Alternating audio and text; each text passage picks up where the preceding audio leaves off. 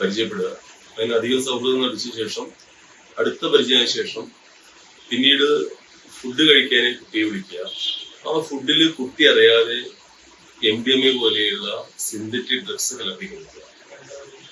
അങ്ങനെ കുട്ടിയുടെ ഒരു പ്രത്യേക ഒരു അടുപ്പം സ്ഥാപിച്ച ശേഷം പിന്നീട് ഇത്തരം ഫുഡുകൾ ഇടയ്ക്കിടയ്ക്ക് അഡ്മിനിസ്ട്രേഷൻ ചെയ്തു കൊടുത്ത് അങ്ങനെ കുട്ടിയെ മറ്റ് ലൈംഗികരണം ഉപയോഗിക്കുക. അങ്ങനെ കുട്ടിയെ പ്രണയത്തിന്റെ അടിമയാക്കി മാറ്റുക. അതിനുശേഷം കുട്ടി പിന്നീട് വീട്ടുകാരുടെ എല്ലാം ജാഗ്രതയോടുകൂടി ഇടപെടലില് മെല്ലെ ഈ മറ്റ് ഡ്രഗ്സിന്റെ എസ്കേപ്പ് ചെയ്യാനുള്ള ചില ചികിത്സകൾക്ക് ശേഷമാണ് ഈ കാര്യങ്ങളെല്ലാം കൂട്ടി വായിച്ച് ഒരു കെണിയിലാണ് താൻ അകപ്പെട്ടെന്ന് മനസ്സിലാവുന്നത്. പോലീസിന് സഹായം വേണം. നമ്മൾ ഈ കേസിൽ പ്രതിയെ അറസ്റ്റ് ചെയ്തപ്പോഴാണ് ഈ പ്രതിക്ക് മുമ്പ് പരപ്പനങ്ങാടി പോലീസ് സ്റ്റേഷനിൽ MDMA വിറ്റതിന് മറ്റൊരു കേസുമായിട്ട് അറിഞ്ഞിട്ടുള്ളത്. അപ്പോ ഈ പ്രണയം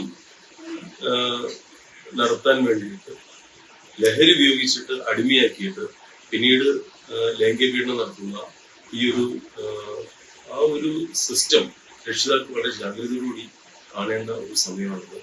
കുട്ടികളെ സ്ഥിരമായി നിരീക്ഷിക്കുക, അവരുടെ ബന്ധങ്ങൾ എന്താണ്, അവരുടെ സോഷ്യൽ മീഡിയയിലെ മൂവ്മെന്റുകൾ എല്ലാം വായിച്ചു ചെയ്യുന്നതിനുള്ള അത്യാവശ്യമാണ്.